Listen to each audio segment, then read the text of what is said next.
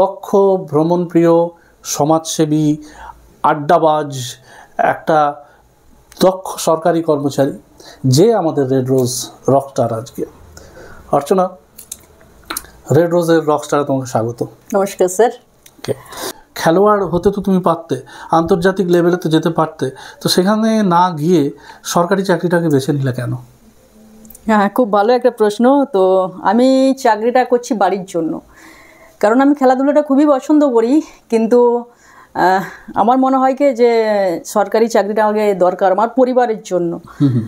খেলাধুলো করেছি, কিন্তু আমার পুলিশের চাকরিটা একটা স্বপ্ন ছিল করার, আর এটা আমি খুব একটা কম বয়সেই অ্যাচিভমেন্ট করে ফেলি।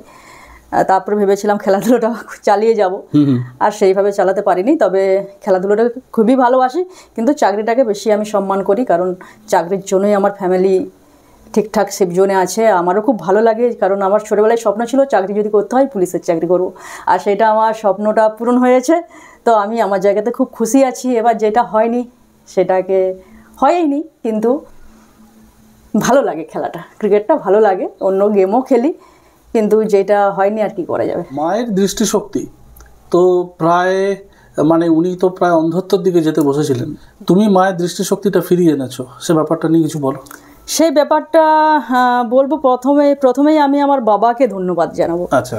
যে আমার বাবা আমার কাছে খুব হিরো, কারণ সবাই চায় সুস্থ একটা মানুষকে বিয়ে করতে, কিন্তু আমার বাবা একজন অন্ধ মেয়েকে বিয়ে করে তাকে স্বীকৃতি দেওয়া, তার 6 জন বাচ্চা, আমরা 4 বন্ধু ভাই, সবাইকে মানুষ করা, তাকে ঠিক মতো স্ত্রীর মর্যাদা দেওয়া, সেখানে আমার বাবা হচ্ছে আমার রিয়েল হিরো। আমার এটা খুবই ইচ্ছে ছিল যে আমি যদি নিজের পায়ে দাঁড়াতে পারি, আমার যতই কষ্ট হোক আমি আমার মায়ের চোখের দৃষ্টি ফেরানোর জন্য লড়াইটা লড়বো। তো আমি লড়েওছি, ব্যাপারটাতে আমি সাকসেসও হয়েছি। আমি যখন হলদিয়াতে পোস্টিং ছিলাম, আমি মাকে চৈতন্যপুর আই হসপিটালে নিয়ে যাই, ওইখানে শিলবাবু, তো আমাকে অনেক মানুষ হেল্পও করেছে যোগাযোগ করে দেওয়া। শিলবাবুর কাছে যাওয়ার পর প্রথমে ফ্রি দিয়েছিলেন, যে এরকম পেশেন্ট আমরা লাইফে কোনো দিন দেখিনি, ডক্টর শিলবাবু। কিন্তু আমি শুধু ঈশ্বরকে তখন ডেকেছিলাম যে ঈশ্বর, আমি মাকে নিয়ে এসেছি, কারণ মা তো গ্রামের মানুষ, জুতো পরতে জানে না, বাসে ট্রাভেলিং করতে পারে না, আর ট্রেনে চাপি নিয়ে হাতে বমি ফেলতে ফেলতে আমার কোয়ার্টারে নিয়ে এলাম। কোয়ার্টারে নিয়ে আসার পর 3 দিন রেস্ট মায়ের, তার শরীরে কিছু নেই, এত বমি করেছে। শুধু ঈশ্বরকে ডেকেছিলাম, তুমি আমাকে ফিরিয়ে দিও না, তুমি ফিরিয়ে দিও না। দিয়ে অপারেশন হলো। অপারেশন হওয়ার পর আমি মায়ের কাছে ছিলাম, থাকার পর যখন প্রথম চোখ খুলে আমাকে দেখতে পাই, আমাকে প্রশ্ন করেছিল তুই এরকম, এইটা আমি আবার ভাবছি আমাকে ভুলভাল বলছে না তো, যে আমি এত কষ্ট করে ট্রাভেলিং করে নিয়ে এসেছি, এতটা আমার জার্নি, আমাকে মন রাখার জন্য মা বলছে না। তো আমি তখন বললাম কটা আঙুল বলো তো? বলছে কেন 5টা আঙুল? আমার আনন্দেতে চোখ থেকে জল বেরিয়ে গিয়েছিল। তারপরে এটা কি রং, এটা কি সুইচ, আর কী কালারের জামা পরে আছে বলো তো, আমার চুল ছোটো না বড় বলো তো, আর সব দেখছি ঠিকঠাক বলছে। আমি তখন গডের উপর দিকে তাকিয়ে বলছি তুমি আমার সব ইচ্ছা পূরণ করেছো, আমি লাইফে খুব হ্যাপি। বাবা যায় একজন দক্ষ অফিসার হতে যাচ্ছে, সরকারি দক্ষ অফিসার হতে যাচ্ছে, এত ভালো মায়ের দৃষ্টিশক্তি ফিরিয়ে আনার পিছনে। এবং আমরা শুনলাম সেই লড়াইয়ের কাহিনী, সেই সংগ্রামের কাহিনী। তুমি সমাজসেবাও করো, এবং যতদূর আমি জানি যে তুমি একটা আশ্রমের সঙ্গে জড়িত, সে বিষয়ে কিছু বলো।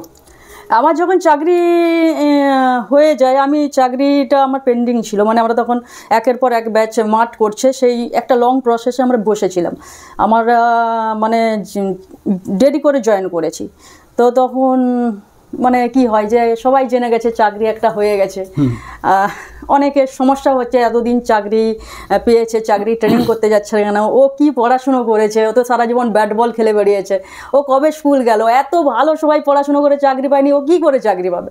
এটা একটা ছিল, সেই এফেক্টগুলো আমার বাবা মাকে শুনতে হয়েছে, কেউ না কেউ বলেছে, আর সেগুলো আমার উপরে প্রেশার পড়তো। আমি তো তখন বাচ্চা, খেলাধুলো করি, অত কানে নিই না, এলাম ঘরে খেলাম, উড়ে গেলাম, আবার খেলতে চলে গেলাম। কিন্তু এই যে বাবা মা শুনতো, সেই যে খেতে বসার সময় টোন টিটকারি করতো, কবে যাবি তুই ট্রেনিংয়ে, তো চাকরি হয়ে গেছে, তো মিথ্যে কথা, 2 বছর ধরে চাকরি হয়ে গেছে করছে, কোথায় যাচ্ছিস। তো এরকম একটা বাড়ির সাথে আমার একটা দ্বন্দ্ব শুরু হয়ে গেল। তখন আমি চন্দ্রকোনাতে একটা আশ্রম আছে, আদ্যাপীঠ আশ্রম, আমি সেখানে গিয়ে কনভার্ট হয়ে গেলাম। বাহ। দিয়ে ওইখানে যিনি প্রফেসর মা, চন্দ্রকোনা কলেজের প্রফেসর, আমাকে আশ্রয় দেয়। আমি আশ্রমে তখন আমি থাকতে শুরু করি। আমার কাজ থাকতো বাচ্চাদের রান্না করা, মাকে কলেজে পৌঁছানো, মঙ্গল আরতিতে যোগ দেওয়া, মানে আশ্রমে থাকলে যেগুলো হয় আর কি। আর খুবই ভালো লাগতো তখন। আর তখন অত মাঠঘাটও করতাম না, কারণ চাকরিটাও পেন্ডিং হয়ে আছে। যদি আবার খেলতে গিয়ে হাত ভাঙে, যদি কিছু একটা হয়ে যায়, আগে এই কল লেটার আসছে না, তার উপরে যদি আবার খেলতে গিয়ে হাত ভাঙে, এরকম একটা সিচুয়েশনের মধ্যে কাটিয়েছি। তখন আশ্রমটাকেও একটা ভালোবেসে ফেলতাম, মানে ফেলেছিলাম। বাচ্চাদের সাথে থাকা, মঙ্গল আরতি করা, সন্ধ্যা আরতি যোগ দেওয়া, এই সবভাবে কেটে গেল। হঠাৎ একদিন আদ্দামায়ের কৃপায় কল লেটার চলে এলো আর জয়েনও করে ফেললাম পুলিশে। Very good. তো পুলিশ অফিসার হতে যাচ্ছ। রবীন্দ্রনাথের সমাপ্তি ছোট গল্পের মৃন্ময় চরিত্র নিশ্চয়ই আপনারা শুনেছেন বা অনেকে পড়েওছেন।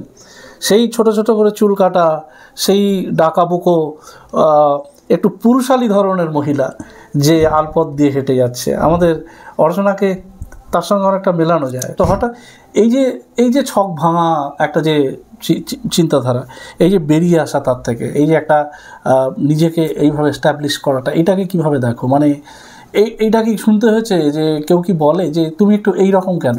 হ্যাঁ, অনেকে বলেছে, কিন্তু আমি মনে করি আমার এই ইউনিফর্মটা খুব সেফ। কারণ আমি যখন কলকাতাতে প্র্যাকটিস যেতাম, বিবেকানন্দ পার্কে শুভ্রা ম্যাডামের কাছে প্র্যাকটিসে যেতাম, ইডেন গার্ডেন্সেও আমরা প্র্যাকটিসে যেতাম, তখন সিএবি থেকে প্র্যাকটিস করানো হতো।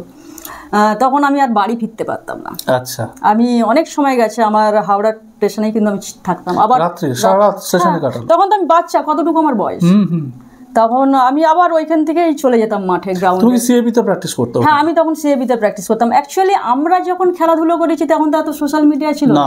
না। আর এখন যতটা সোশ্যাল মিডিয়া, এখন মানুষ ভালো খেললে সোশ্যাল মিডিয়া তাকে কোথায় পৌঁছে দিচ্ছে। আর এখন সিএবি কত স্ট্রং, মহিলা ক্রিকেট টিমটা কত এখন স্ট্রং, ঝুলন গোস্বামীর নেতৃত্বে, ঝুলনদির নেতৃত্বে এখন মহিলার টিম কোথায় পৌঁছে গেছে।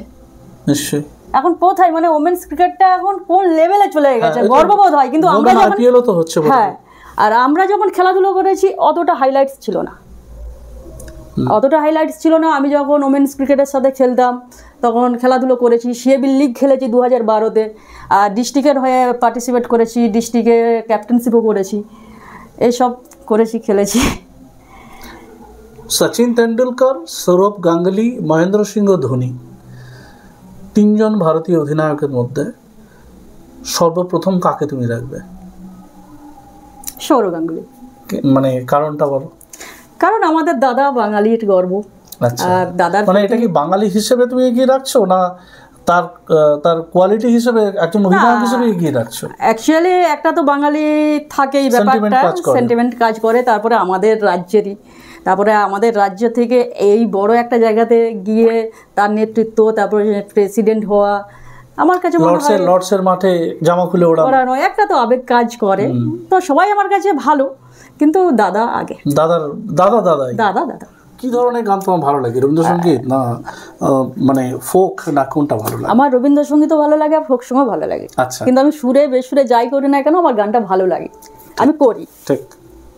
আমি যখন হলদিয়াতে থাকতাম আমি টিচার নিয়ে গান শিখতাম, কিন্তু সেরকম ভাবে আর হয়ে ওঠে না। আচ্ছা, কিন্তু কোথাও যেন একটা ভালো লাগার ব্যাপার আছে গান বাজনাতে। অবশ্যই। আর নিজের জন্য আমি বেশিরভাগ, সত্যি কথা বলতে কি, নিজেকে খুব ভালোবাসি।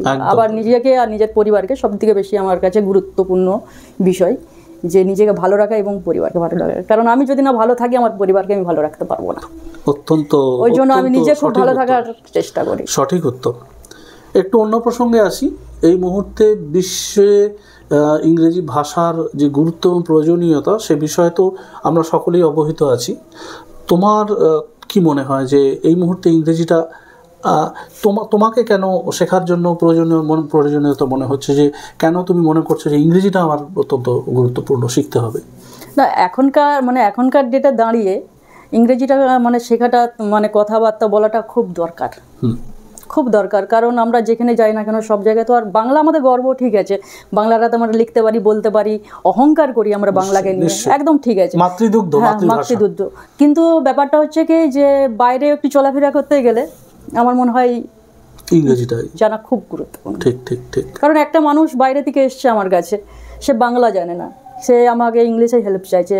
তো বাইরে থেকে এসেছে, আমার দেশে এসেছে, আমার রাজ্যে এসেছে, আমার জায়গাতে এসেছে, সে বাংলা ভাষাটা জানে না বলে সে যে পরিষেবাগুলো পাবে না তা না। যদি আমি একটু জানতে পারি, যদি তাকে সামান্য কিছু হেল্প করতে পারি, ওর জন্য মনে হয় কি যে ভাষাটা একটু জেনে রাখা ভালো।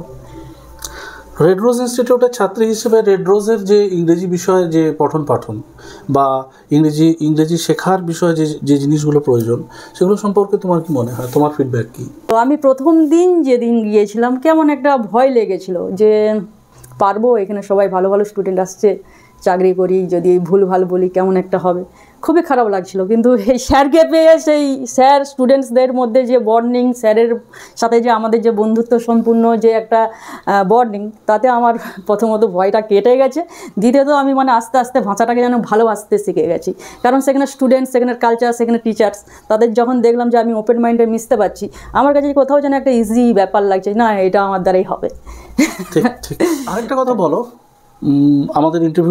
আমাদের কথোপকথন শেষ করব, যে কথাটা না বললেই নয় যে তুমি কিন্তু অত্যন্ত গাছপালা ভালোবাসো, নেচার ভালোবাসো, প্রকৃতি ভালোবাসো। ইভেন আমি দেখছিলাম আজকে আমরা যে কথাটা বলছি সেটাও ওর মানে কোয়ার্টারেই, এবং সেটা পিছন দিকে, আমার ঠিক পিছন দিকে দরজায় ওর একটা ব্যালকনি, সে ব্যালকনিতে অজস্র গাছ, যদি দেখাতে পারতাম ভালো হতো, কিন্তু সন্ধ্যাবেলা এখন দেখানো যাবে না।